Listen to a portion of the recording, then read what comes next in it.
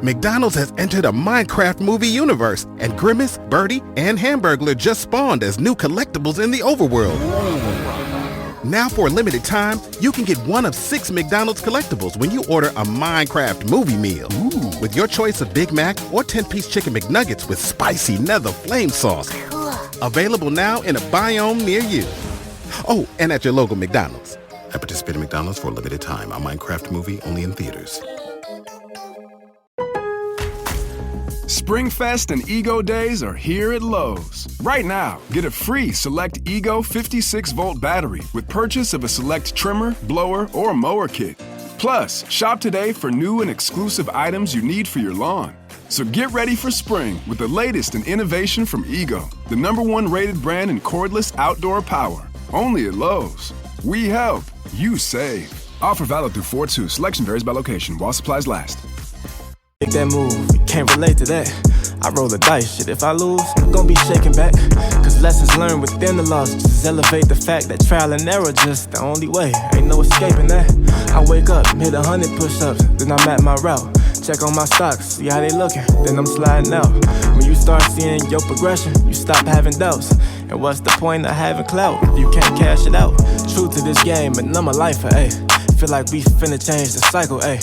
That's more success, you know we thriving, ayy. That's more depression for our rivals, ayy. Could teach a lesson on survival, ayy. You know I'm from the bottom. What up, what up, what up? What's good with it, my wealthy people? It is your boy, David, one of the founders of Black Wealth Renaissance. I'm here with my brother from another. Jalen, how you living, dog? What's up with it, my brother? Man, I'm feeling great. I cannot complain, bro. Today is amazing. I'm feeling amazing. We got another great episode, great guest, so I can't complain, bro. You already know it, man. Y'all know how we do. We coming back with another amazing installment of the Black Wealth Renaissance podcast. Y'all make sure y'all do what y'all supposed to do. We bringing the content to you, so y'all do what y'all supposed to do and leave us that rating and review. 5 stars preferred. But you leave us an honest rating and review. You know what I'm saying? It helps us grow the show. We love constructive criticism around here. Yeah, I'm saying we trying to be the best of the best, you know? And that's who we bring to y'all week in and week out. And today is no different. So, y'all, we got a phenomenal woman out of Houston. She based out of Houston from Michigan. Come on, man. Huh? I said, and it's Women's History Month? And it's Women's History Month. Goddamn, boy, you're right. You look at you. You on it today. Oh, yeah. Phenomenal woman, originally from Michigan, based out of Houston, doing some amazing work in the life and business coaching space. She is an award-winning life and business coach who is helping people turn their divine gifts into digital gold. Yeah, that was a bar. I had to grab that one real quick. I said, I ain't come up with that one, y'all. I wish I did, but I didn't. But she's helping people grow and scale their gifts, taking them to 6 and 7 figures. We have none other than Miss Courtney Sanders. Courtney, thank you so much for joining us. Thank you, gentlemen. No, thank this you. Is so nice. Appreciate you. Yes, ma'am.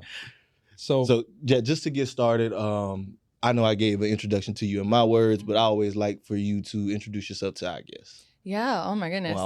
I've been in this game a long time. I know coaching is, very popular now, which I think is extraordinary and is definitely an opportunity for people to build wealth, which I know we'll talk about. But I got started a long, long time ago in internet years, like back in 2011. So, I'm like, that is still pretty early. I was about to say, I'm like super old head when it comes to this. But yeah, I got my start actually in college on accident. As we were talking before, we turned the cameras on. I went to HU and I originally had or was pursuing my degree in engineering, but got bit by the entrepreneurship bug. And you all remember Carol's daughter, the hair care company, Lisa Price. Yeah. She came to campus one day and there's this woman that had hair like me and was talking about entrepreneurship. And I was like, that's it. I know I'm supposed to be like doing my engineering classes, but I quit and I, started to build a business. Well, that was the problem. I didn't quit. I still was enrolled, but I stopped going to class and started trying to build. You quit. She mentally quit. Right, I mentally quit, which is not a good idea because I had a scholarship and everything. But, I was like 20. I didn't know what I was doing. But me and a friend of mine who was a chemistry major, I was chemical engineering. We tried to build this business, didn't know what we were doing. But, we started this blog and this website and all of that. The business completely failed. And McDonald's has entered a Minecraft movie universe, and Grimace, Birdie, and Hamburglar just spawned as new collectibles as part of a Minecraft movie meal with your choice of Big Mac or 10-piece chicken McNuggets with spicy nether flame sauce. Participating McDonald's for a limited time. A Minecraft movie only in theaters. Grades tanked, but somehow someone in the administration saw all of the work that we were doing and trying to start this business. And so they invited me to a very large, even to this day, women's conference. It's this organization called Women's Business Enterprise National Council. It's pronounced WeBank. They, to this day, are still the largest certifier of women-owned businesses. So that was my introduction. Yeah, WeBank. I was in their inaugural like student entrepreneur group, and they had a life coach on staff. And I didn't know what a life coach was. I thought a coach was like a football coach or something like that. But I went there and I had all this shame because I knew that I wasn't going to class, and that like I was about to get this letter in the mail talking about my grades and everything, and all the other young women who were there who were students, I just imagined that they had great grades and they like deserved to be there. But this life coach, she had us do this exercise before we left where she said, I want you to write down your goals, where you're going to be in 12 months, and I'm going to like mail this letter to you. And so I took her seriously. I think I might have been the only one that took her very seriously. And so I worked really hard to turn everything around that year. And I started blogging, not about this hair care business that I was trying to start before, but about personal growth, personal development, etc. And the blog really took off. And not only did other young women my age at the time see it and start asking me like, oh, can you coach me, etc. That same organization, WeBank, came back and said, hey, do you want to facilitate next year's program? Because we're so proud of like what you've done. And I was like, what? This is crazy. So I went back for a second year, and this time I was like the student leader. And then the third year, they asked me if I wanted to submit for an RFP. I didn't know what that was. I had to Google like request for proposals, but it was a large contract, and they were like, you can bid on this based on the work that you've done already. And I was like, oh my goodness. So I ended up not getting it, but I was shocked that, I didn't have a certification at the time in this. I was like self-taught, teaching myself these things, just trying to like get my grades back up and get in school and not make this life coach, embarrassed and, really do all of this stuff. And it just really grew from there. So that kind of put a bug in my ear, like, wow, if you learn and are good at personal development and self-mastery, people will like pay you for this. These people always pay me like a lot of money on this RFP in order to do that work. So I started to do that on the side. I graduated. I started working for the federal government in finance and banking, and I was building this like coaching business up. And at the time, online coaching was like just starting to come into fruition, but it was a lot of like events. Remember like women's empowerment brunches, and it was a lot of like before the world went all the way online. Right. Yeah, it was all these brunches and events and different meetings. So I was taking every Friday off to like fly somewhere and speak. And it was funny, I would tell my boss, I was like, yeah, my friend's getting married. And she was like, you got a lot of friends, getting married. But I was just traveling everywhere, burning through PTO, just trying to, build this business, start to meet clients. I got the opportunity to speak at the White House, which was crazy, just about, women's entrepreneurship and everything that I was building online. And it got to the point where I was starting to make more on the side with that than I was, with my full-time job. So by this time, I'm newly married. My husband and I, we had like, bought a house, and he's like, look, you can quit, but only when you make this much money. And I was like, I challenge right? You don't have to tell me twice, right? Say less. So I worked really hard and started enrolling clients. And I think because I always remember I quit Labor Day 2016, so I walked out September 5th, but I put in my 3 weeks notice in August, and I had made more in July and August in my online coaching business than I would have for the rest of the year working in my good government job. I was on like a leadership track. I was making nearly 6 figures, and that was it. So I had all the money. I came to my husband and I was like, can I quit? And he was like, yeah, you can quit. And so I quit. I've been doing this full time ever since. At the time, I didn't have a certification. Now I do have a certification. Not only am I a certified life coach, but we certify other people who are trying to get into the coaching industry. We're accredited by the Association for Coaching. And so it's just really grown. I have an international team all over the place. Half my team is based in South Africa. And I'm just super passionate about helping people take their innate knowledge and use that to start a business. Because I know there's a lot of different things that you can do. You could do real estate, you could do brick and mortar, whatever. But I think people forget like their gold mine, right? Like what's in between their ears. And so I'm like, just take that. There's a lot of people who would pay you for the things that learn how to coach them on that, and then use that as a snowball to get into other wealth activities, which I've done, such as real estate or starting to invest in other businesses, etc. It's just like the seed that, everything else grows from, because that's been the case for me. So that's my story. I'm glad you shared that. And I want to go go back because you shared, and it's a lot of things that we're gonna dive into. We definitely gotta pull apart. I want to go to the blog, right? Okay. Not the first one. But it's like you said that you started a hair care business. Yeah. You had a blog associated with that. I did. But that's how I learned blogging. Okay. So, and I'll say that too because I think sometimes we like, oh my goodness, you fail at something and we just completely discard it. That's what you get those skills that transfer over. Yes, that was back in like 2007, 2008, 2009. Transferred into the skills where I started the blog, the second blog, which would eventually become my life coaching business in 2011. So nothing's wasted. You know, you just have everything compounds. Exactly. I always look at it that way. I say that even with us in our journey. When I first learned a lot of skills about social media, it was on a failed page. Like you probably go look for, you'll never find it. It was like a football page that like, but you learn in the arena. You can learn theory all day, but whenever you start actually doing things, that's when you get it. Yeah. So now kind of getting into that second blog, right? Yes. So you start the blog. What was the focus of that one? Was it?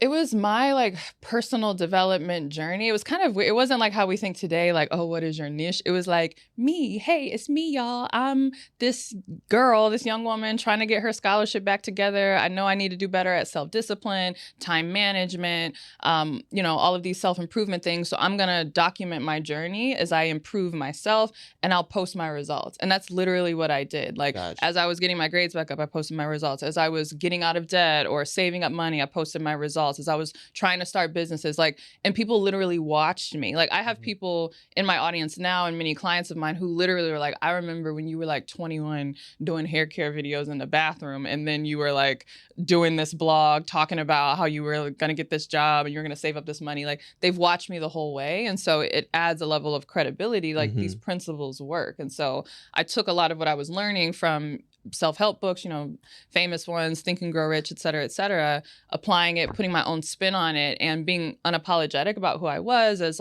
millennial, young Black woman, whatever. Like I just was how I was. And people were like, wow, I really relate to you because I'm reading these self-help books from, I don't know, Jim Rohn, Tony Robbins, whatever, shade thrown. That was written years ago. But they're like, I can't relate to it. And they're like, when I read your content and you teach me like how you did it in a way that works for you, like that works for me too. And so that was kind of how things started to grow, just really in my lane. Was that a form of like therapy for you, or did you use that as like journaling? Kind of. I'd say more than therapy, it was a form of accountability for me. So my start really started to take off when I focused on self-discipline. So I didn't know that was like a thing that a lot of people struggled with. I didn't know that I was eventually going to be able to even charge for that or start getting coaching in that arena. But I started talking about self-discipline, and I actually got a leg up from, I don't know if you all are familiar with Myleik Teal, the founder of the former, it was not a hair care brand, but it was like a subscription box, Curl Box. She recently just shut it down. I've heard of Curl. Yeah, she's amazing. And at the time, Curl Box was like blowing up.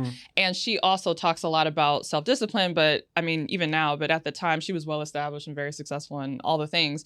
And so I was writing about self-discipline, and my audience was like, oh, you remind me of her, of Myleik Teal. Gotcha. And so I like tweeted her one of my posts once, and she saw it and she was like, oh, this is really good. We should do like a challenge together. So I forget when it was. It was probably back in like 2015, 2016. But we did this self-discipline challenge, and, she brought her audience. I brought my small audience. But from there, it just blew up. And so, I sold at the time it was called my 21-day No Excuses Women Self-Discipline Challenge. So many women joined that.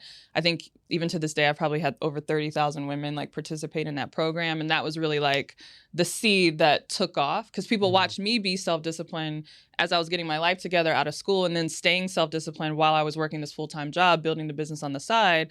I was sharing my coaching principles in this program, and people just joined. So I love it. I think that this is... I want before you get into it, Jay, I just want to add one thing. I think what you're sharing right now is so important, Courtney, because like the reason you're able to see the success now is because you documented the process. Yes. And that's all I want. So I got a question with the discipline thing, right? Yeah. And this is not to sound sexist or anything, right? Okay. A lot of times men will say women lack accountability, or they can't admit whenever they're at fault or something like that, right?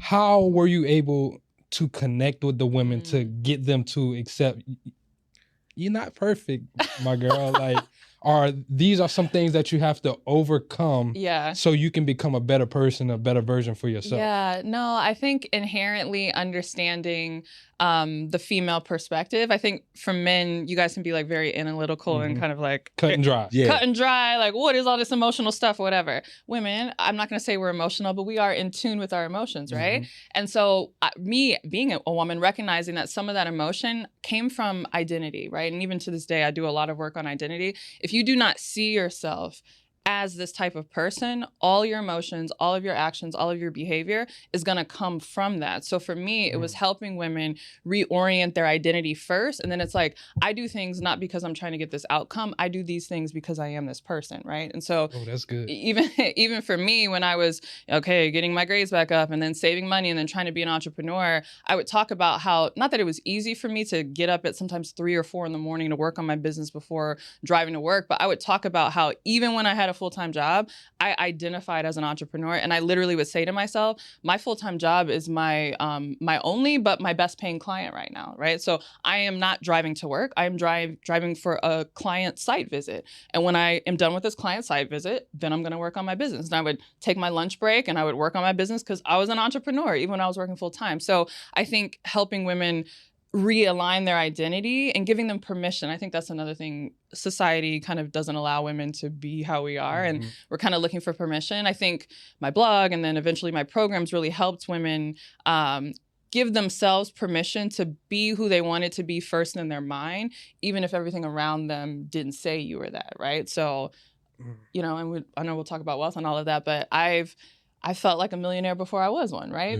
Because I operated in that identity. I operated in the identity of an entrepreneur. I operated in all these identities. And I think women felt really excited about that. And so I didn't have to speak to the emotions or be like, don't be emotional or whatever. The emotions just fell in line because now my emotions were that towards my goal, right? So. I think you need to help men understand that part. Well, that's what I'm saying. It goes for both genders, but, I just inherently know that women struggle with those things, so that's what I spoke to. So I like that. So kind of on this self-discipline piece, right? I know you mentioned like during your journey, that was one of the things that you documented, like you disciplining yourself.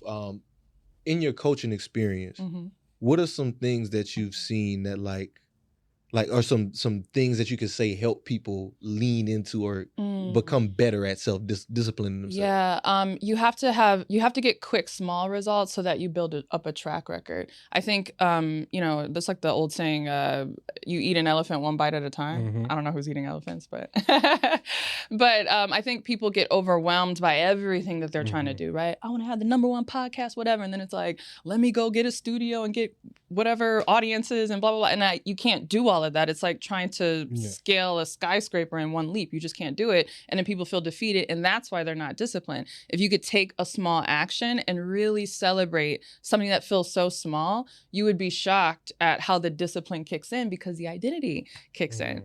In fact, I can't remember the podcast, but it was a Black couple who eventually paid off their mortgage. And I remember listening to this years ago. And I was so inspired because they said they made a commitment that they would always be the type of couple that paid more than their mortgage. And so in the beginning, it was just like $20 more, or like $10 more, whatever. And they felt dumb, like writing this check and sending it to the bank. But again, that identity kicked in and they started to see the small gains of that interest going down and that principal going down, that it gave them the juice that they needed to do more. So I think sometimes we're looking for like the big push and you're not that person yet. You'll get there when you do the small thing and kind of like trick your brain into believing like, oh, I am this person, right? So. I get you. Because I didn't think about it like, wait, one thing, our journey I'm on, me and Jalen both, we trying to get super sexy, so I'm trying to get my muscles all right, swole, but you didn't get big overnight.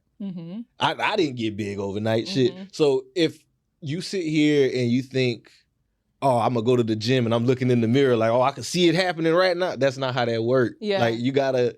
I see what you're saying about the identity. If I identify as a person that goes to the gym versus somebody that's dieting, or if I identify as somebody that eats healthy, it'll help the process. And the identity is easier to take on when you tie it to a responsibility that's actually greater than you. So I actually had, I don't want to say a similar challenge, but after I had my second child, my daughter, I was feeling lazy because I'm like, this is a lot. These 2 kids, she's waking me up in the middle of the night, but I wanted...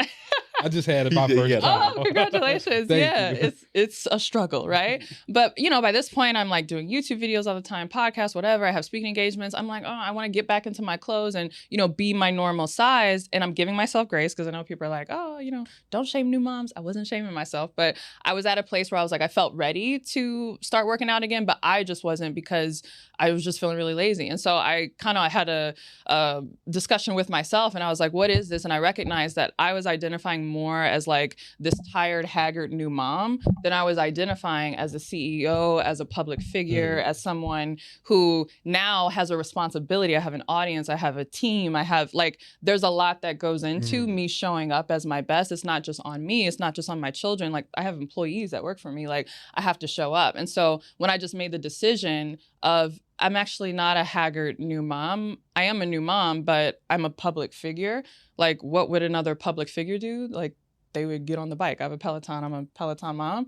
So I just started getting on that bike. And I worried less about the results. It was not like, I'm going to start working out and checking the scale every day. Am I down to my size? It didn't matter. Like, I didn't care if I lost weight or not. Like, this is what I do. Like, I work out. I'm a public figure. Like, I wear these clothes. Like, this is how I show up. And when I ignored the results and just focused on the identity and started behaving according to who I was and reminding myself the responsibility and all the things that were attached to me, it was so much easier to show up. So I love that because once again, with the weight thing with us, one of my big things, I love food. Like I'm a foodie. Should be 2 seasons. Yeah, it should be 2 seasons, dog.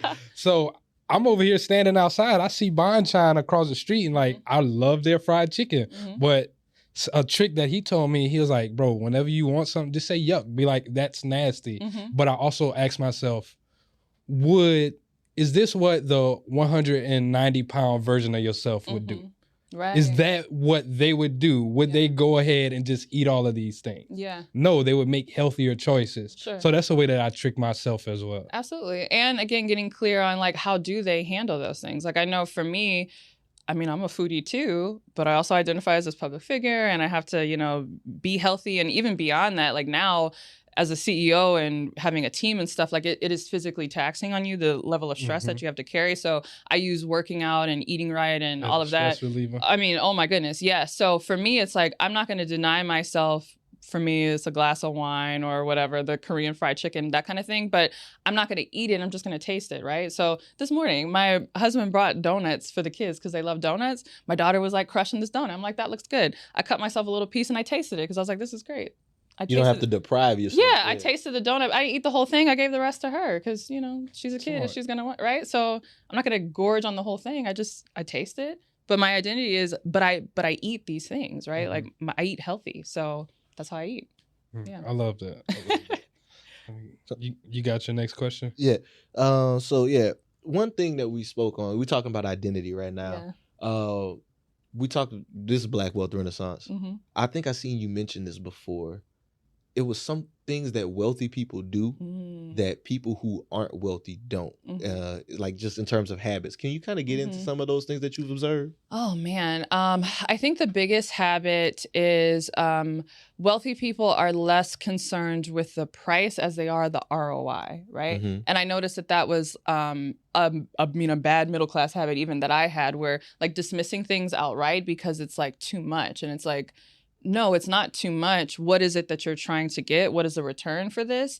There's money everywhere too. And I think that's another mindset that wealthy people have is if I don't have the money, somebody else has the money. Especially in America, and I travel abroad a lot. I do work in South Africa. I have team. They marvel at us. They're like, you Americans are so lucky. You mean to tell me that if you want to start a business, even if you don't have any money, as long as your credit score is halfway decent, somebody's gonna give you a credit card, whatever. Yeah, $100,000, $200,000. For nothing. Yeah. No assets, no collateral, and you can go start. I literally just got back from South Africa 2 weeks ago. Mind blown. They're like, how is it that you guys are able to do this? And I think so many, middle class people who want to be wealthy are trapped in this mindset of I have to pay it outright.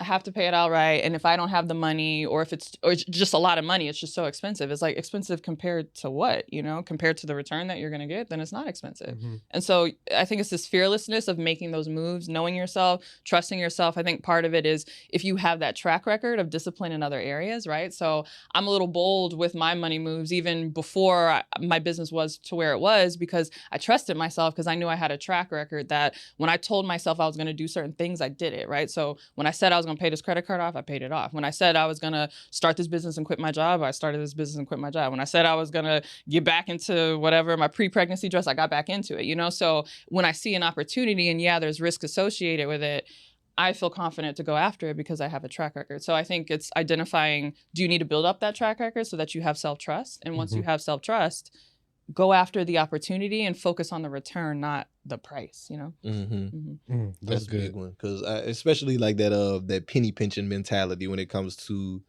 McDonald's meets the Minecraft universe with one of 6 collectibles and your choice of a Big Mac or 10-piece McNuggets with spicy nether flame sauce. Now available with a Minecraft movie meal. At participating McDonald's for a limited time, a Minecraft movie only in theaters. The NBA playoffs are here, and I'm getting my bets in on FanDuel. Talk to me, Chuck GPT. What do you know? All sorts of interesting stuff, even Charles Barkley's greatest fear. Hey, nobody needs to know that. New customers bet $5 and get $250 in bonus bets if you win. FanDuel, America's #1 sportsbook. 21 plus and present in Virginia. Must be first online real money wager. $5 deposit required. Bonus issued as non-withdrawable bonus bets that expires 7 days after receipt. Restrictions apply. See full terms at FanDuel.com/sportsbook. Gambling problem? Call 1-800-GAMBLER. People, whenever you're on that journey, because like, don't get me wrong, I'm all for being frugal, right? You don't want to just waste your money and be out here spending all wine time. Don't go in the club spending $300 on a bottle if you making fucking $60,000 a year. Yeah. But like, you gotta look at, like you said, that ROI, because if you start going cheap all the time, I've always been a believer that cheap costs you more in the long run. It does. You're gonna buy it 3 times over because you bought cheap the first time versus going ahead. Shit, I did it with laptops. I bought 3 cheap-ass laptops. I bought 3 cheap-ass laptops, and them laptops was trash. And I kept last a year. They last a year, and it's like, dang, if you just go and spend the $1,000, $1,500 on a good one, you don't have to worry about this for the next 5, 10, 15 years. Yeah. I actually have 15 years. Hey, man, listen, I know 15 long. That's it. If it's a MacBook, it'll last. But I actually have a story about that I will tell my clients when they're like scared to charge, what they're worth and their prices and all of that. I'm like, a lot of wealthy people or clients that have money or people that you could be speaking to are actually turned off by your behavior, but they'll never tell you because you're not acting like them. And oftentimes a premium buyer wants to work with a premium seller or a premium business owner. And if you if it's not the same, they're like, just never mind, And so I remember for me back in 2016, it was Black Friday was coming up, and my MacBook, I had it for a long time, but it was on its last leg. And I was like, dang, I need to go get this, upgrade my MacBook before I start doing my Black Friday promotions. I had webinars and stuff scheduled because I was like, I don't want this thing to die while I'm in the middle of a live training or something like that. Time machine, baby. I love time machine. So I go to Best Buy, and it was beginning of November, and it's the sales guy, he's young and his 20s, whatever, probably a college student working there on the side. And I'm like, hey, so I want to get a new MacBook. I'm telling him this is my business. This is all the stuff I do. I do a little bit of video editing. I don't know anything about the RAM, memory, whatever. All I know at the time is they were advertising a i7 core chip or a i9, right? Yeah, so I don't know what none of that me either, but I just knew it was 2 MacBooks, and one had an i7 and one had an i9. And so I was like, okay, based on everything that I gave you, all these specs, which one is better? And this kid, because he was young, could not give me a straight answer. He kept saying, I know the i9 does but it's $1,000 more. And I was like, I know the price. I researched the price before I got here. I'm not concerned about the price. I want to know what can it do for me. If I get this i7 and it's cheaper, am I going to have these issues, or should I just buckle down and get the i? He could not give me a straight answer. And then he was like, you know what? Doing me a favor, whispering, I wouldn't even buy these laptops right now because, Black Friday is coming up in 3 weeks. These are going to be $200 off. And I was like, sir, I just told you why I came here. I'm not worried about the price. I was so done. I left and I went to the Mac store because I knew they were just going to tell me just straight out which is the better machine for my needs and just sell me that. And so I think oftentimes too, when we're trying to start businesses, we operate from that place. We sell from this place of timidity. We make to us, everything is about the price. And we're speaking to people who value their time more than the price, who value whatever return they're looking for more than the price. And we're like disconnecting with them. And they're just like, forget it. I'm just going to go to somebody else. And then we think, oh, my price was too high. And it's like, no, maybe your price was too low, or maybe your communication was That's good. poor, or like whatever, So something I even took from that conversation is also go to the expert in what you're looking for, right? Yeah. Once again, you went to the Best Buy where they're supposed to know technology, but they're not Apple. They're not the Mac store who can tell you this i9 with 8 gigabytes of RAM and 512 gigabytes it's going to do exactly what you need it to do. Exactly. So I think understanding people's expertise and paying for that is also the value and the ROI that you're going to get from things. Yeah, absolutely. I love that. So one other thing that you, I got a thought with that, Courtney, Yeah. with the pricing situation. A lot of times when we focus so much on price, we put ourselves in a race to the bottom. Like we always, and we've been guilty of before. We sit here and we'll think about trying to make a product, right? And then you want to start thinking about the most bottom of the barrel. I want to help the person who may not have it. Well, God's honest truth is that person's not ready for what you have to offer. So whenever you run across people like that, what are some of the things that you kind of push them in that direction, to push them away from that? I'm like, the best way to help everybody is to help the ones that can help your business. And then from there, you can help everybody. Perfect example is literally what I do in my business. So we have a coaching certification program right now. It's not cheap. It's not the most expensive, but it's, decently priced. It's on par with other certifications. I sell primarily to the US market. We have people in Europe and elsewhere that buy. But because of what we do, now we have it where we provide coaching completely for free of charge to people in South Africa who would not be able to afford it, with the clients that we're certifying. So I think a lot of us have a heart for maybe underserved or under-resourced populations. And we're thinking like, how can I lower the price so I can sell to them? I'm like, stop selling to them. Just give it to them, Sell to the ones who can pay your price and then use that in order to open up opportunities for people who can't, right? And so it's just a retooling of your mindset. That's good. Yeah. And I have this quote from you here.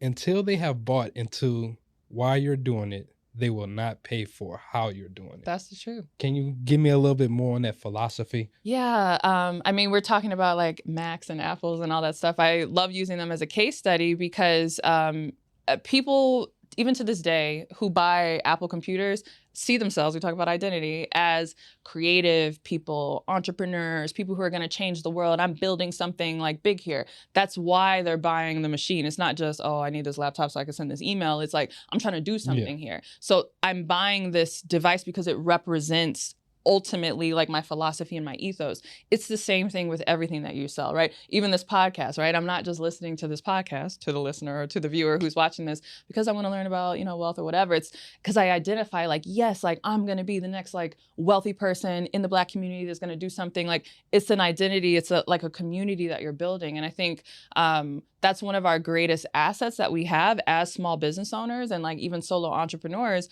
You look at these huge corporations who are spending millions of dollars on celebrity endorsements to try to like take some of their, just shine. A percentage of just a little bit of their stuff and like sprinkle it on the product. You are that. You're a walking, living, like breathing embodiment of everything that you stand for. And people want to connect with you and people hide. They don't show themselves. And I'm like, that is your greatest asset. What are you doing?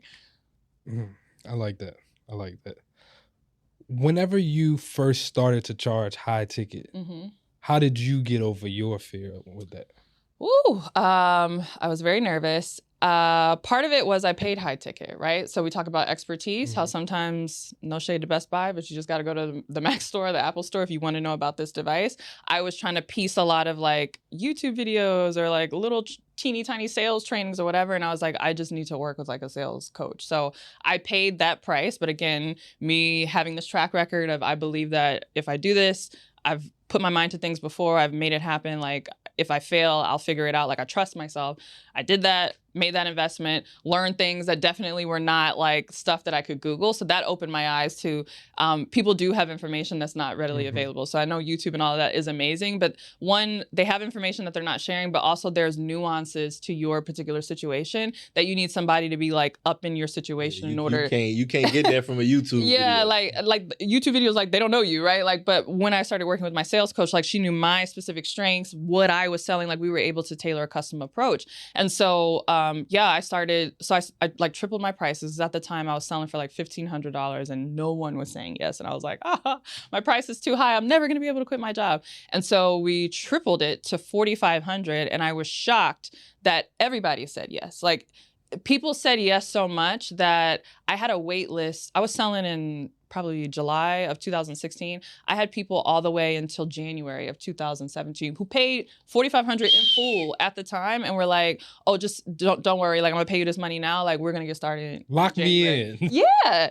Which is part of how I was able to make that much in order to quit my job. And I came to my husband like, hey, I did it, right? And I think part of it too was, I always say, pricing is a part of your promotion, right? So if I'm in a foreign country and I'm shopping and I can't speak the language or I don't know the prices or whatever, but I'm looking at jewelry and I see one that is like €5 and I see one that is like €5,000, even if I don't know anything about whatever else is there, I'm automatically going to say, well, there must be something special about this one that makes it worth that price, right?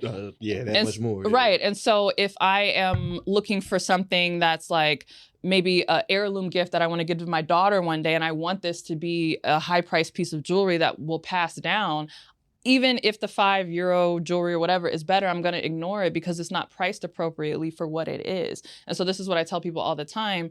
People are ignoring you because there are people who are looking to pay high ticket because they want a high result. Like if you're going to take your spouse or your partner or whatever to like your anniversary dinner, you don't want to go to the place where everything on the menu is like $5. Like you're looking for that steak where it's like, yes, give me the $50 steak. Like, yes, give me like this is special occasion. Yeah, because I'm trying to do something here. So even if the food is better, like I'm looking for something here at this price point. So this is where I'm going. And so we do this to ourselves. And so for me, I think part of it was like finally getting a price that was in alignment with what I was actually selling. People who were ignoring me before suddenly started to turn to me and say like, oh, I think you're my person. Because now you're in our league, you know, you're in our lane. And I don't know. I think you just have to kind of introduce yourself to that world. So for me, part of it was paying it, but I think also starting to network, like going to high-end networking groups.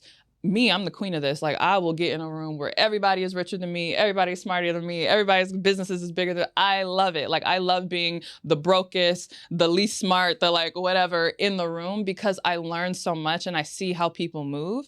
And I think if more people did that, they would start to pick up the ways and characteristics of the group that you're trying to sell to who has the resources that you need. So that's good. You dropping some gems. I give you that. Now I got a question. Like outside of price point, how do you position yourself as a life coach?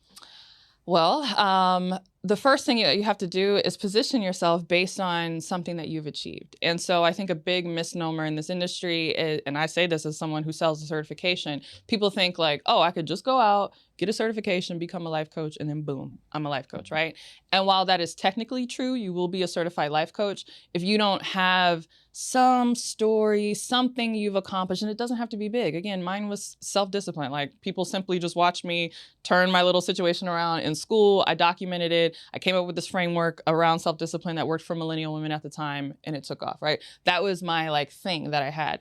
Everybody has something. I say if you're a working adult, like you're by definition, you're doing something of value. But for most people, it's the thing you overlook all the time. Maybe people come to you and they're like, how do you network so well? How do you make all of these connections? As a new parent, like how do you stay so organized? How do you this? How do you that? You've been married for 30 years. How do you, like it could be something completely unrelated to what you went to school for, what you do at work.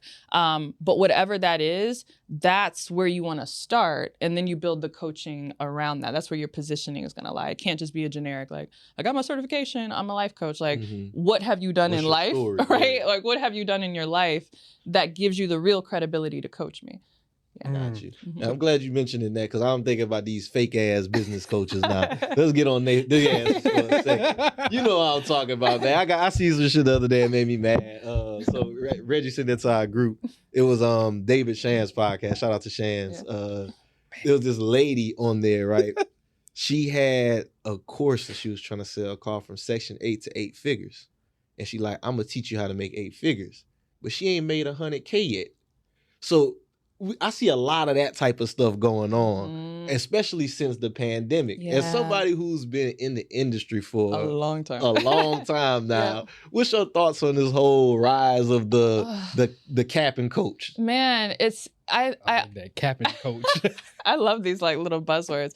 Honestly, I think it's unnecessary. Like, I don't think people realize how much more success they'll actually have by just simply telling the truth about where you are. And I can say that because that's what I did. Like, when I was working my full-time job and I was coaching others, I was admitting like, hey, I'm working my full-time job. And it was based on what people were coming to me for. So when I first started my life coaching business, it was in self-discipline, whatever. I told the story. I had this breakaway hit product program, No Excuses Woman, 21-day self-discipline challenge. People started coming to me and they were like, we watched you like start this blog and then you got all these people to pay you for self-discipline. How are you monetizing yourself online? How are you building a social media? Like, how do you do that? And so I said, okay. So I didn't come out and say, oh, I got this course. It's going to tell you how to do 7 figures, how to quit your job. I didn't do any of those things, right? My first business coaching program was called Blogger to Businesswoman, right? Because that's what I had did. And I walked people through, okay, this is how you start a blog that connects with people. This is here's how you turn into a business. That was the sandbox that I played in. I didn't try to say, I'll help you quit your job because I didn't do that yet. I didn't try to say,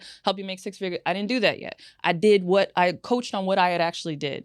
And I went really deep in that. And people were appreciative of that. And that is what generated the testimonials and the referrals and the lifetime clients. I have people to this day who bought that program in 2015 who are joining me now. And they're like, we've grown up together. You don't know it, but I've watched you. And, we got married at the same time. We had kids at the same time. And, almost 10 years have gone by and I have rode with you in every step of the journey. And I do that even to this day. When I quit my job, I turned it into this big celebration. I live streamed me walking out of the office. I had this how to quit your job happy hour. We had one lady flew in from like Japan to be this was in Dallas. Dope. Yeah. I had a how to quit your job happy hour is at like a rooftop at this event. And she flew all the way in Japan because I had watched your journey the entire time. We had been rooting for you. Like if I know that this is legit because I watched it, So all this like whatever, Section 8 to 8 figures and you haven't done it. My biggest thing is that it's unnecessary because there's something that you've done that if you went deep on that, if you went, okay, from Section 8 to 800 credit score, maybe you've done that. There are a lot of people in Section who are just trying to get their credit together who would be like, please go deep on that. You went deep on that, you would have so many testimonials. People would just be rocking with you. And it gives you runway to sell stuff in the future. So even now, I have people coming to me, I don't have a program on this yet, but they're like, how are you building this team? Because now you have a team that's working for you. How are you doing business internationally? How are you and I'm like, yeah, I guess I am doing this. This is a new opportunity. So I'm building up my body of work as I grow and I'm bringing my audience along with me. And I find that it's more profitable in the long run. This episode is brought to you by Chevy Silverado. When it's time for you to ditch the blacktop and head off-road, do it in a truck that says no to nothing. The Chevy Silverado Trail Boss. Get the rugged capability of its Z71 suspension and 2-inch factory lift. Plus, impressive torque and towing capacity thanks to an available Duramax 3-liter turbo diesel engine. Where other trucks call it quits, you'll just be getting started. Visit Chevy.com to learn more. At Sierra, discover top workout gear at incredible prices, which might lead to another discovery.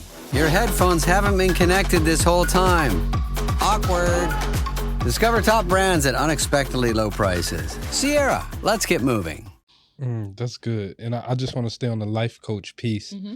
It sounds like you get a lot of inbound marketing. I do. Mm-hmm. So have you ever had to do any outbound marketing? No. Okay. Well, then my question is null and void. Oh, no. Because my question was going to say, how do you market to people and tell them that they need a life coach? But it sounds like people are seeking a life coach. Yes, but I think I do education where people don't realize that maybe this is something that they need. And so I'm kind of educating them on topics that are related to where life coaching would be helpful for them. And then they're like, oh, I didn't realize that, right? So even just this discussion about I didn't think up until this time you guys were in the market for a life coach, right? But we've had this discussion about these different goals and eating healthy and losing weight and blah, blah, blah. And I'm educating on, okay, it can't be a behavior change, it's got to be an identity change. Now you're like, well, daggone it, maybe I should work with a life. I was thinking I just need to get in the gym, but maybe I should have somebody coach me on my identity, right? That's an example of creating like education around it. And then from there, that's where the inbound comes in. So it's not like everybody who wakes up in the morning is like, oh, I need a life coach, and they come to me. Some people have no idea what it is that I do or why it's beneficial, but they see my content, they see me kind of break these things down, and then they're like, I wouldn't think about a life coach, but now I am, and it becomes inbound, you know? So maybe I should call it like subtle outbound. I should call it like organic. I just think it's organic. Like, you know, as you organically create content, right? You created the blog, you do socials, you have YouTube. People are going to find you through those channels. That's the beauty of the internet, honestly. Like, anybody can market themselves now without that barrier of entry. And I mean, now it's getting a little wonky on social media. I feel like Facebook, you're going to have to throw some bread at it if you want to get your reach. But that it's definitely it's possible, and I'm glad that you mentioned that. I call it my binge and buy process, right? I know if you binge on my content, eventually you're gonna buy. Okay, I like that. I like that. Instead of paying for the marketing, I put it out there. You're paying with sweat equity because you got to create the content. That's the other piece of it. So I got another question with the life coaching part, right? You spoken and mentioned about the certification a few times, right? And I did see on your page, you're like, you know, you need to get certified. I didn't start off as certified, but you need to get certified. One, what is the certification process like?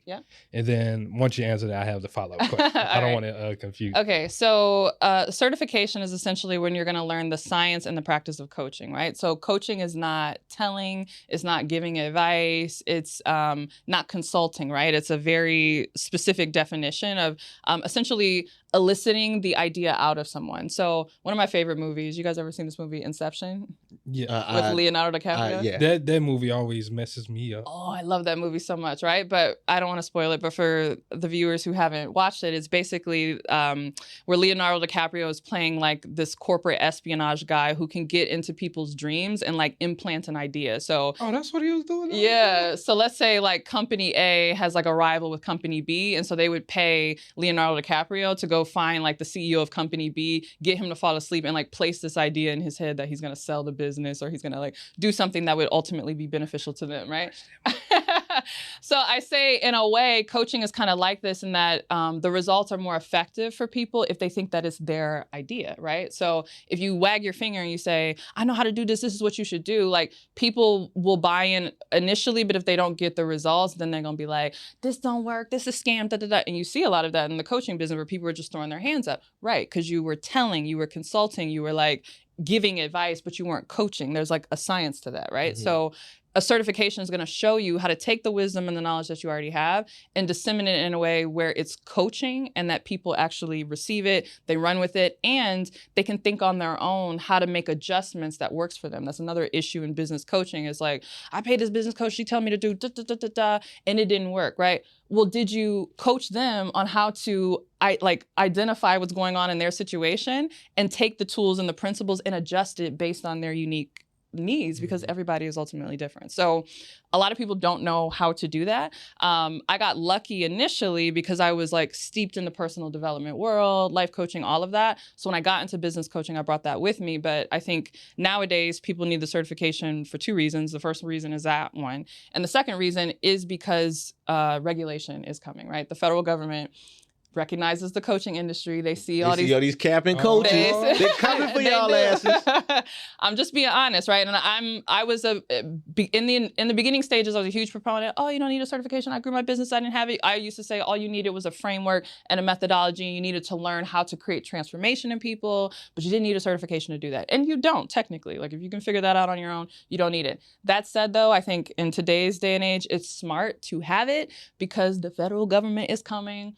They're serving notices. There's a lot of companies that, I mean, I won't name them, but that are kind of well known in the coaching or internet marketing spaces that are getting hit with really big fines or getting served notices and are having to shut their whole businesses down. So I say if you are serious about being in this business, it's just easier and it's future-proofing your business just simply to get the certification, right? That way you have this credential, you're legit, and no one can say anything against that. And it's not difficult to do. You know, you're going to do everything else. Why not get certified? So. Might as well. Yeah, it makes sense. What's the timeline to get certified? Is it self-paced? Okay, so I don't want to be like, oh, shameless plug for my program. For my program, it's 90. Shameless plug. That's why you here. Plug.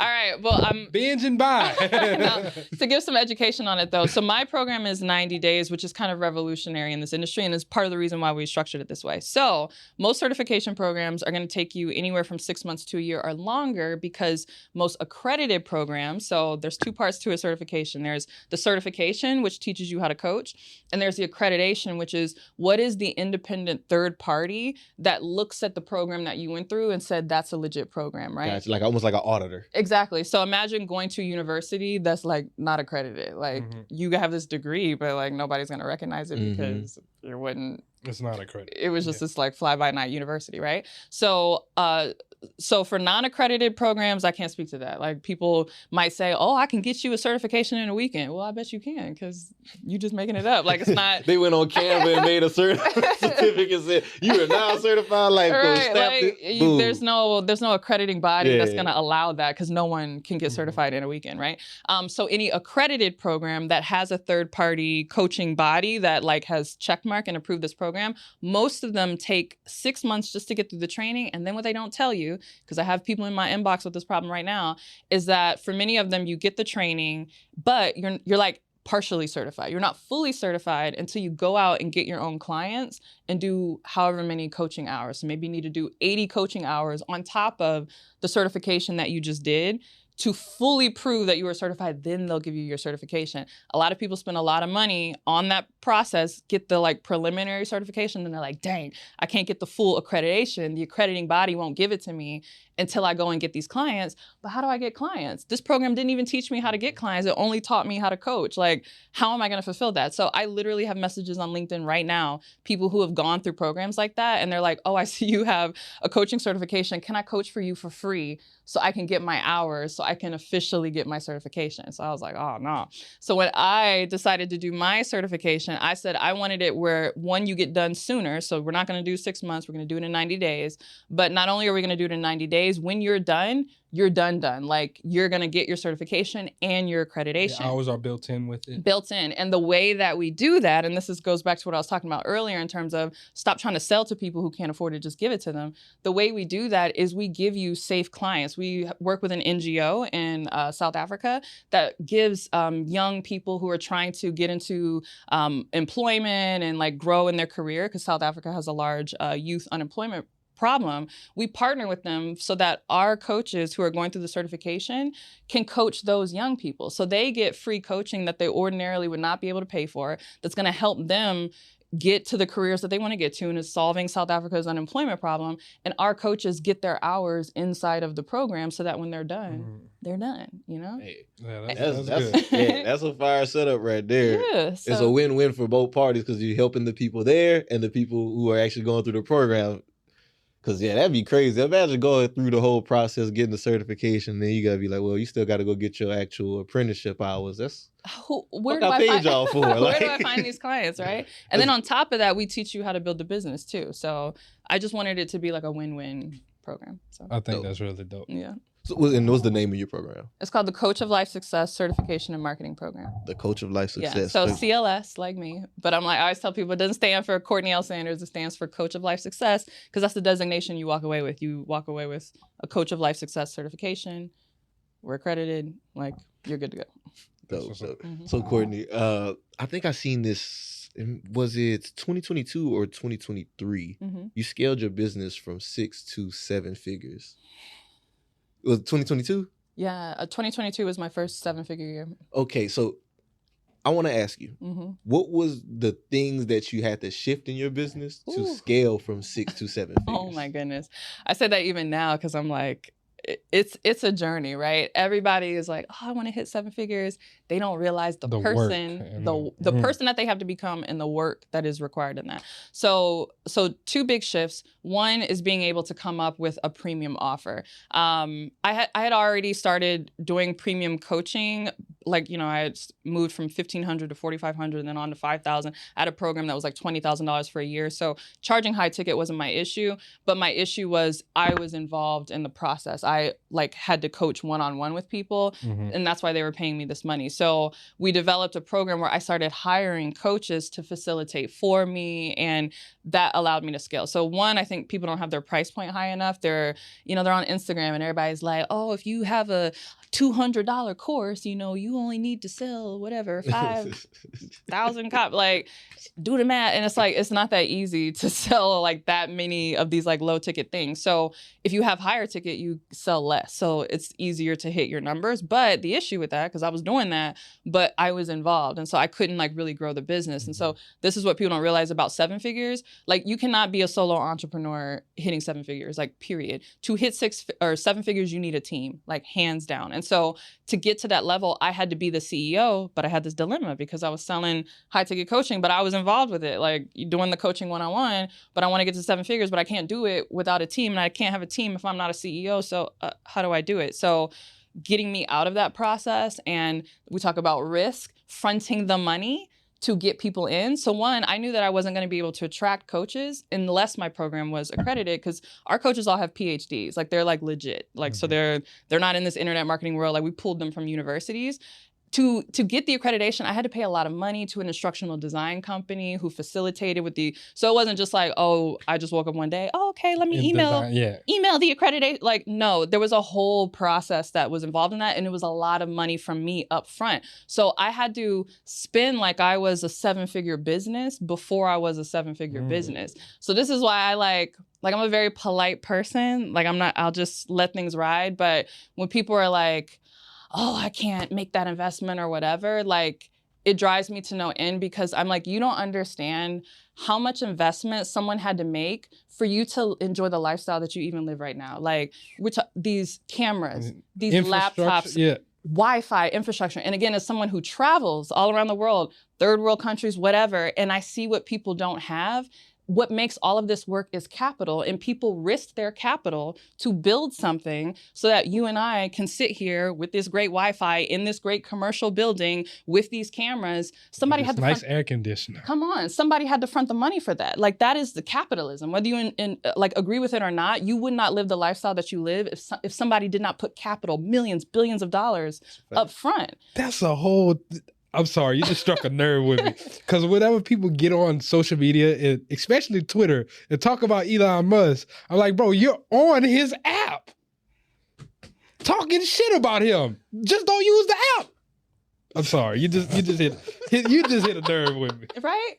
I can't stand Bill Gates. Let me send this Excel file on Outlook like, do you understand how many jobs would not exist if it weren't for entrepreneurs risking capital, right? So me recognizing that, I said, I'm gonna risk a lot of capital to get this certification built, to get it accredited, and then to pay these PhDs to facilitate this program. And I did it before I hit 7 figures. How much would you say you had to spend?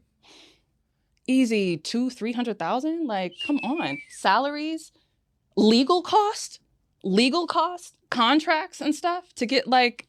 Don't play with me. You said that instructional design too. That's you probably look at it. That's probably like $100K by itself. Thank you. And it wasn't just one person. I had to pay a team, right? Yeah. And there's legal stuff involved with, like, there's so much involved with it. But I was willing to do it, one, because I'm thinking in terms of return. I'm acting like my 7-figure self before I had the 7 figures, because I hadn't hit 7 figures for a minute. I went full-time in 2016. I was doing good. I did $100K in 2016 while I was working my full-time job. I did like $300K the year after, kept growing. In 2021, I did $650,000, but I was mainly a solo entrepreneur. I had a few assistants, and I was doing the coaching. And I was like, watching everybody else hit 7 figures. I'm like, like, when is it going to be my turn? What is it that I need to do? And I recognized that I was getting multi-6 figures, which was great, but I was operating like a multi-6 figure solo coach. I was the coach. I wasn't being a CEO with a team building assets that were going to grow my business. So I had to cough up the money, right? I have 2 lines of credit that I've personally guaranteed. Like this is real business. You know, people are like, oh, this is why I'm like, if I don't have the money in my savings account, I can't do it. Like, get real. Most of us don't. Like, we're on a Black Wealth podcast because, especially talking to African Americans now, most of us don't have generational wealth. We're trying to build it. And so many of us are stopping ourselves saying, I'm not going to make that investment because I don't have the money in my savings account. Ma'am, when are you going to get this money? When you're working this job, even if it's a good 6-figure job, 90% of your paycheck is being taken up by mortgage, car insurance, car note, whatever, your student loan, like child care. The system is not designed for you to have excess income. It's not, because the salaries are based on cost of living. So they do determinations on what is your cost of living. They're going to give you a 3% raise to accommodate inflation, and you're getting no more. And inflation right now is right, unless you get like some promotion or go into another field. But even then, you're going to have to invest in getting a new degree or a certification or something like that. So the system is not designed for you to have all this excess money so that you can like invest in yourself. Either you have the money or you don't. Either you came from generational wealth or you don't. But what I realized, again, especially going overseas, is that while we might not have generational wealth in terms of money in the bank account, we do have wealth in terms of being American citizens. Like that little blue passport, I say all the time, I'm like, I might not have privilege here at home in America, but boy, I got it when I go elsewhere, right? Like you get treated like royalty, and there's so many opportunities that we don't even realize that we have. And so I'm like, so for us to turn our nose up and be like, well, if I don't have it, I'm not, like, what? Chase will give you a $10,000 credit card for nothing, like based on your credit score. Like, go do that. Like a banker will give you a line of, like, go invest in your business, go invest in the real estate, go invest in whatever. And so I had to have this conversation with myself, like, you know, Courtney, you doing it, but you only half doing it. Like, are you about this life or are you about this life? You a 7-figure business owner or not? Because you have to be that before it shows up in your bank account. I said, I'm a 7-figure business owner. And I pulled the trigger. I started paying for all kind of stuff. And it took a while, but once that stuff was set up and we started selling it, it was a done deal.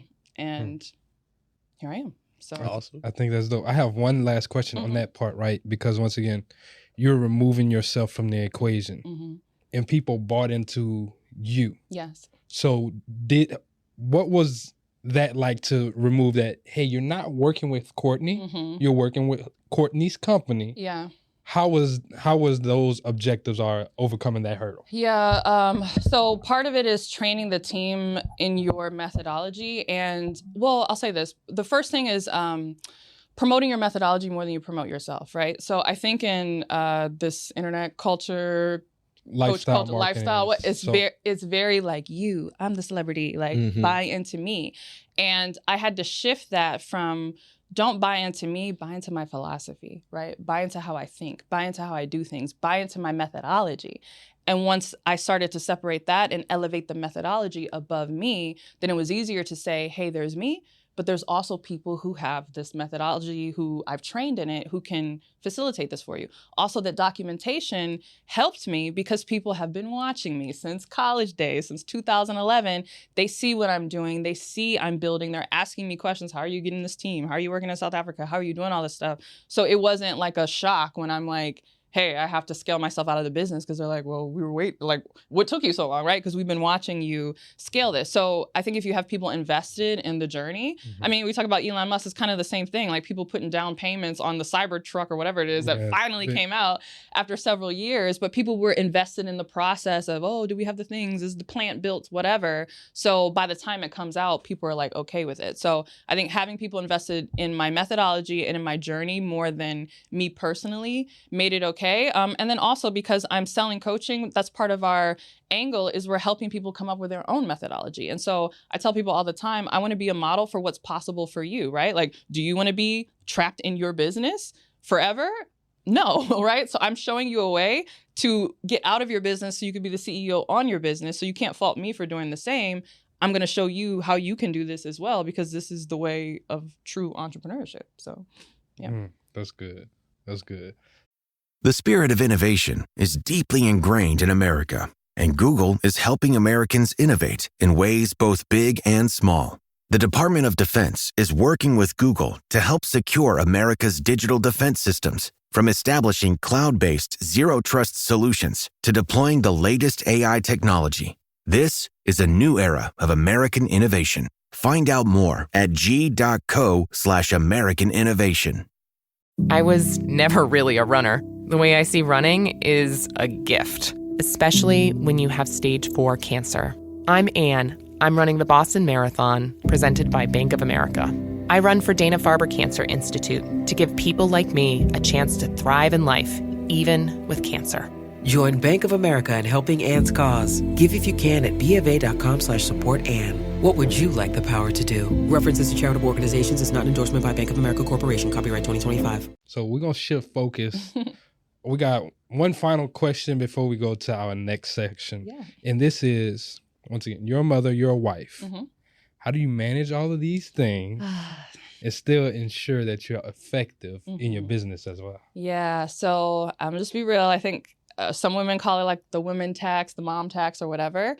I don't begrudge it, but most of, at least as it stands now in our society, the childcare responsibilities, the domestic responsibilities, like it just is what it is. It's going to fall on the woman. And so I know there's a lot of discussion about having men step up and, you know, fair play and all of that, which I think is great. I've had those discussions with my husband around like, hey, I'm gonna need you to do bath time, right? Like, I'm gonna need you to take my son to school and out, you know, whatever. So you can divvy up duties, but as a mom, it was I don't want to say a rude awakening, but there's just something about being a mother. Like, even if everything is equal, them kids still coming to you. Like, Exactly. it doesn't matter. Like, when they're sick, my husband is very involved. They still coming to me. Oh, yeah. You know, so, you know, you can be as equal as you want to, but tell that to the kids. Certain things is mama activities and certain things daddy activities. Even with me, like, I'm very active in my son's life. Like, I do the bath time and everything, but it's still like, I even recognize in my mind, there's some things that I can't do that she has it naturally built into her hardware that I can't do it. Yeah. So, the kids, they're just going to cling to you, you know? So I think when I saw that, because like mentally in my head, I was like, yeah, we had these kids, whatever, it's going to be like equal. But then the kids are like, we don't care about that. Like, we don't care about these discussions that you have behind closed doors. I want mommy, you know? So I'm like, oh, you know, you have to make accommodations for that. So again, part of the reason why we talk about, you know, investing, raising your prices and all of that, especially for women entrepreneurs, is because part of your business infrastructure, we talk about, oh, you need a website, you need a logo. Well, guess what? You're going to need a nanny. I have a nanny, right? You're going to need a meal prep chef. I have a meal prep chef or something, whatever. You're going to need to be something to buy that time back. To buy the time back. The first investment I made, my husband and I were newly married. We hadn't bought our house yet. We were saving for it, didn't have any kids. I was working full time. We got a housekeeper. She came every 2 weeks. To this day, I tell people that was our first employee. Like, that was my first business hire. I know technically from an accountant standpoint, she wasn't, but I considered her because the reason why to me she was my first employee. Freeing up that time to clean in houses. Freeing the time. She was freeing the time. Even if it was just once every 2 weeks, that 4 hours that I didn't have to spend on every other Saturday leapfrogged me light years in terms of building my business. And so as I've built my business infrastructure, I've built my domestic at-home infrastructure as well. So yes, I have a nanny. We have a meal prep chef person that comes every Monday and they prep up all the meals. I've paid professional organizers to come and get the pantry together so that we can quickly come and get the kids. That's something I want to spend some money on too. Yeah, quickly get the lunches. We have a housekeeper. She used to come once every 2 weeks and she came once every week. Now these kids, they're 5 and 3. They tear up my house. She comes twice a week because I'm like, I can't, like, she cleans and in a few days it's a wreck. So I have her come back again, you know? And whatever. My husband, he's an executive for a company here in Houston. He's too busy to mow the lawn and do all that stuff. So he's got the groundskeepers that come and do, you know, the lawn stuff and the yard work. And you just have to buy your time back and not... I mean, again, that's what I'm saying. Like, all this, like, penny pinching, saving money. Like, I feel you. I think we want to be wise stewards. And so you don't want to spend recklessly. Mm-hmm. There's things that I don't spend on because it doesn't bring me value, right? People might look at me and they're like, oh, you spend a lot of money on that. I'm like, right, but I don't spend money on this because what would be an example of this? I'm not spending money recklessly on this. What don't I spend money on? I don't spend money on, like, expensive clothes for my kids. Like, everything I buy them is basically from Old Navy. I freaking love Old Navy. It's like, my kids are 5 and 3. You're going to grow out of it. They're going to grow out of it so fast. The stuff is super cute. I can get all of their stuff at one time. I buy big blocks and seasons for, like, Fall, we going to Old Navy. I'm burning down Old Navy, but it's like $500 for both of their wardrobes for the whole season. Like, done. Got pajamas, all this stuff. I go back in the springtime now, but Old Navy, all this and no shade to anybody, but it doesn't bring me joy for my son to wear like Jordans. Like $200 shoes on a 5-year-old is crazy. I don't spend, no shade thrown, but I'm like, for what? He gonna go play in the mud in them shoes. Yeah. I was a kid before. The kids don't care about that type of stuff. His foot gonna grow so fast. It just doesn't matter, But I'll pay for that meal prep chef. What you say, it makes sense. And I think Hormozy was the guy that he brought it up one time. And I honestly, I disagreed with it when he first said it. But now I'm listening to you and it's kind of leaning me into it. What part you disagree with? He was talking about it doesn't pay to prepare your own food at home. Like from a cost and time standpoint, fixing your own food costs you more than if you just were to buy a healthier option of like a fast food or so, getting a meal prep chef to come in. Because the time that you spend cooking, especially if you're doing it multiple times in a week, you could be using that for other things. And not only the time, I think what women don't take into consideration is the mental processing. It's like having all the tabs open. If hey, I have this free time and I'm working on my business, but come 6:30, they're gonna want dinner. It's like you can't focus because your mind is constantly. What I'm gonna cook? Yeah. Did I pick up the dry cleaning? So for me, I eliminated anything that was like drawing my mind. The only thing I want my mind to be drawn off of is literally my kids, right, or my husband. So outside of that, like dry cleaning, like they come to the house and pick it up, right? Meal prep chef is handled, and it's giving me I'm able to get more done faster because I'm not pausing and saying oh snap, what am I gonna do for dinner or whatever. So it saves time and it saves mental energy, which allows you to be more efficient with the time that you do have, and you end up getting a lot more done. I like that. And an example I want to bring up is whenever people hear about big time CEOs and execs, you hear about how much they read during the year. And a lot of people are like, well, how do they have this time to read, or how they're able to do this, right? But once again, they're freeing up their time. They hire a driver for them. Now they can read while they're being driven. They're reading on the plane, or they're not spending their time like the average person cleaning up, doing all of these things. So it frees up the time for them to do that. Yeah.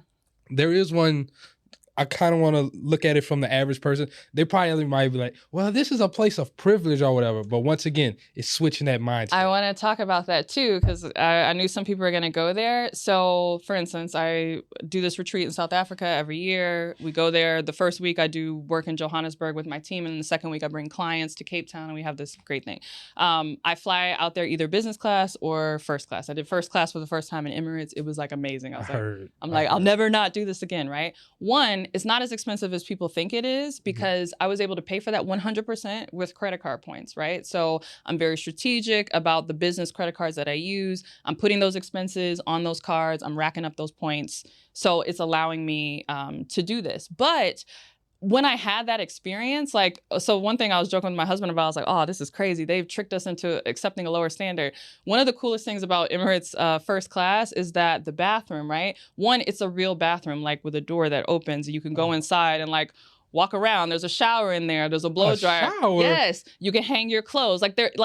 There's space in the bathroom. So it's not a little porta potty. I did not even know that was possible on a plane. I thought all planes, even first class, had to have the porta potty. No, they have a real bathroom, but they have an attendant that waits for you to do whatever in the bathroom, and then they go in and clean up for the next person. So every time you go to the bathroom, it's cleaned.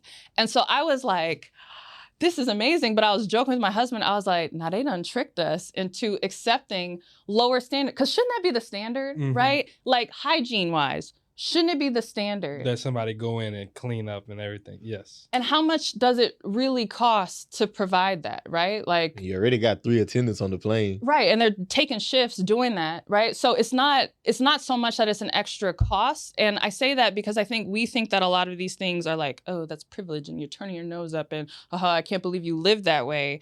When I'm is it turning my nose up and it's too highfalutin, or is that really the standard? And we've been tricked into accepting a lower standard because we're so focused on the price, right? We're so focused on what is the cheapest cost. And I started to come up with this thinking, even when I was in college. I remember back in the day, because I'm from Michigan, I would fly from DC. I went to Howard. Shout out to all the HU viewers. But I would travel back home.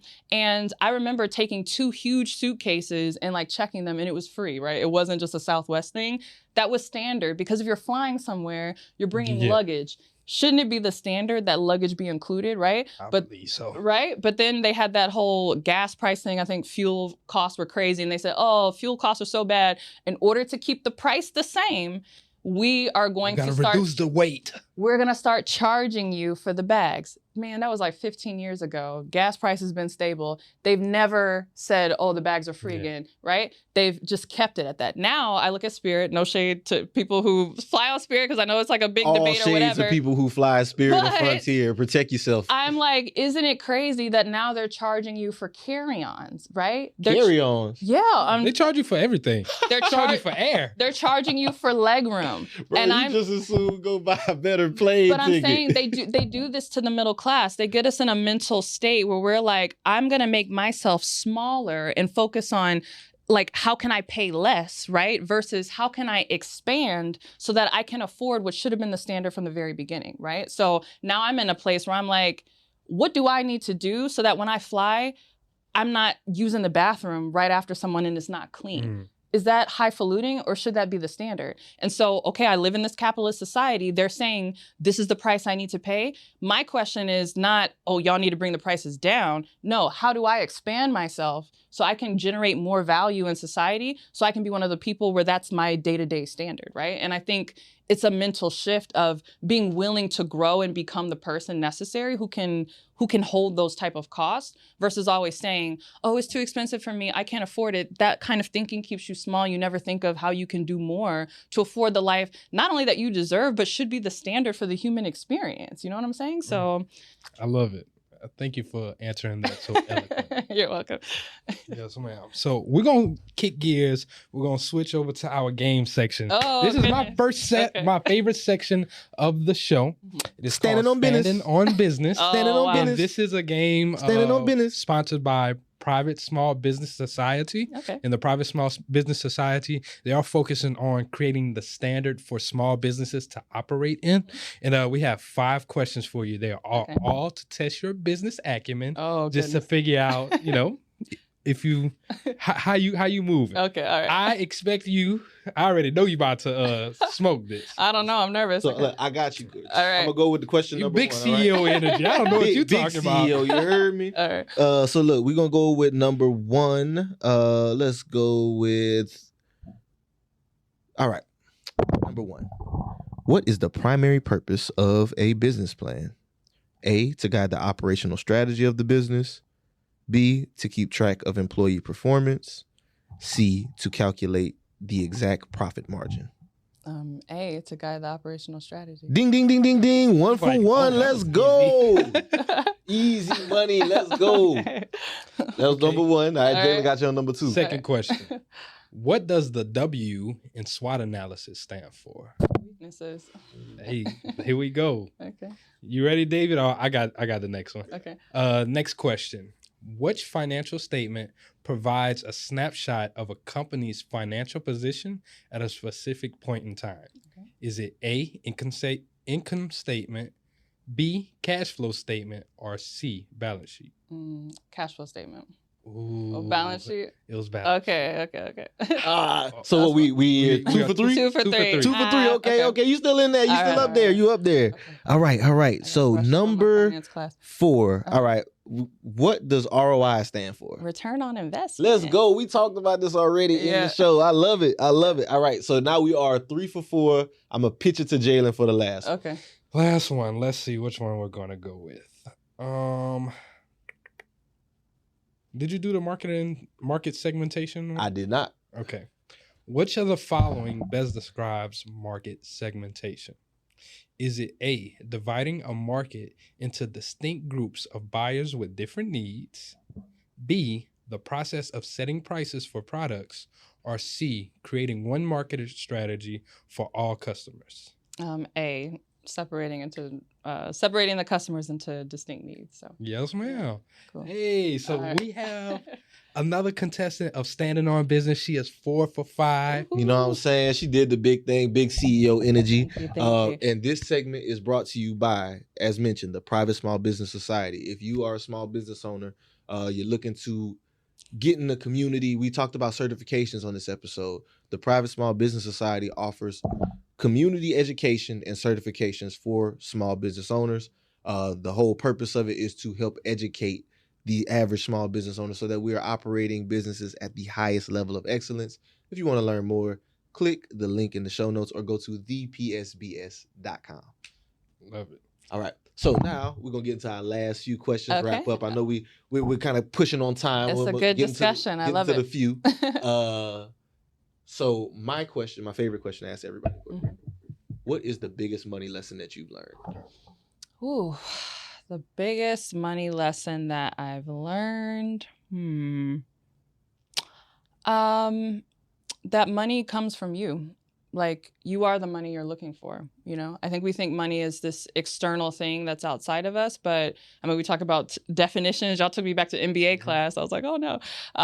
But if you look up the definition of money, it'll literally say it is a store of value. So I always tell people, money is not anything per se. It's just a representation of the value that we're saying it's worth, right? So where does that value come from? It comes from people. And so if you're ever pressed for money, or I got to figure out how to make more money, not really. You have to figure out how to create more value, and then you'll get those little green slips of paper that denote the value you created. So I say you are the money you're looking for. Like, money comes from you. I love it. So I got 2 final questions. First question, are you frugal or are you a flexer? I'm like in between. I'm in between. I'm frugal on some stuff where I'm like, I don't care about that. I don't flex, but I like things like for me, you know, just because I really like the experience, and I feel like that helps me lock in where I'm going to the next level. So perfect example, I was meeting with a friend celebrating her book launch, and also she's a business partner of mine in LA. And so my husband, that's his favorite city. So I was like, oh babe, you know, you can come along. And again, I used my credit card points because I'm a huge points person. So we stayed at the Ritz-Carlton and it was really nice. But I was like, you know what, why are we looking for a rental car on Enterprise? Like, I'm gonna go on Turo and get a Porsche just because that's like, I have a business goal in mind that when I hit it, I want the Porsche Taycan. So I was like, we'll try it out. Right. Yeah. So I was like, I'm gonna rent the Porsche Taycan just for us to tool around LA for the weekend. It'll be fun. And it wasn't like a flex, like, oh yeah, I could post this on Instagram or whatever. One, it was for me to get into the feeling of like, oh, this is what, like, you hit that goal, like, this is what it's gonna feel like, right? So I like to lock in that like emotion, you know? And then 2, I like to just take a breath and remind myself, like, this is why you work so hard. Like, you do get to have these fun activities. You do get to have these fun opportunities. Like, why not? So I say I'm in the middle. I'm not flexing for other people, but I do reward myself to help me keep going. Gotcha. My last question is, do you have life insurance? Yes, I have life insurance. I do. I have, I mean, we have term policies and all that, but I have whole life insurance policies. I do the high cash value, borrow against yourself. I have it for myself. I have it on my kids. I'm building up their policies. They're going to be like super rich by the time they're going to college. And, you know, again, we talk about building generational wealth. Like, if you weren't born with it, you're either going to have to build it or you're going to have to buy it. And I'm doing both, right? I'm building it with my business. I'm buying it through life insurance. Like, you know, I'm trying to set my kids up for what I didn't have. I love it. Hey, once again, Women in History Month. She came with that fire. She came with that fire. I love it. I love it. Yes, indeed. Courtney, what you got? I was going to say, Courtney, I appreciate you so much for joining us on this episode. This has been a phenomenal one for everybody. Can you please let them know how they can tap in with you if they want to get in touch with you for the services, if they want to join the program, just everything. I'm Courtney L Sanders on everything. So you can go to youtube.com/Courtney L Sanders if you want to check out my channel. I'm on Instagram, Courtney L Sanders as well. You could type in Courtney Sanders on LinkedIn if you want to find me there. And actually offer a free training that talks about how you can take your wisdom and your expertise and turn it into a coaching business and replace your corporate salary. So that's totally free. If you want to tap into that, you just go to CourtneyLSanders.com/masterclass. That's it. You sign up for that, and then you'll learn more about how we train coaches to go through this process. So I love it. I love it. Courtney, once again, thank you so much We appreciate it. We're going to get into our final house cleaning parts of the show. Once again, thank you to everybody who stayed. We love y'all here with us to the end of this show. Y'all, please leave us a 5-star rating and review. It goes so long for us. It helps us increase our reach on our show, and we appreciate it. Once again, share it with a family member, friend who you feel could get some value from this. The final things that I want to get into is, once again, the Black Men Summit. Black Men Summit is going down. Atlanta, September 27th, 28th. Y'all meet us in Atlanta. This year, we are focusing on building brotherhood. Building brotherhood. If you don't have a brother, if you have a brother, y'all come out to the summit. We are empowering Black men. We're showing each other how we can hold one another accountable. We're showing each other how we can de-escalate situations. We're just making better Black men. So y'all go to blackmensummit.com. Y'all can get y'all tickets pre-sale, half off right now. I don't know how long pre-sales are going to last for, but half off tickets, $75. $75, that's it. Y'all make sure y'all go to blackmensummit.com. If you got a brother, a son, or whatever, all ages, they can come. You got anything else, David? Nah, man, that's it, man. Y'all pull up to the summit and stay tuned for the next one. We'll be back at you next week with some more Black Wealth podcasts, man. You know what I'm talking about. All right, until next time, this is David signing out. Peace. McDonald's has entered a Minecraft movie universe, and Grimace, Birdie, and Hamburglar just spawned as new collectibles as part of a Minecraft movie meal with your choice of Big Mac or 10-piece chicken McNuggets with spicy nether flame sauce. Participate in McDonald's for a limited time. A Minecraft movie only in theaters.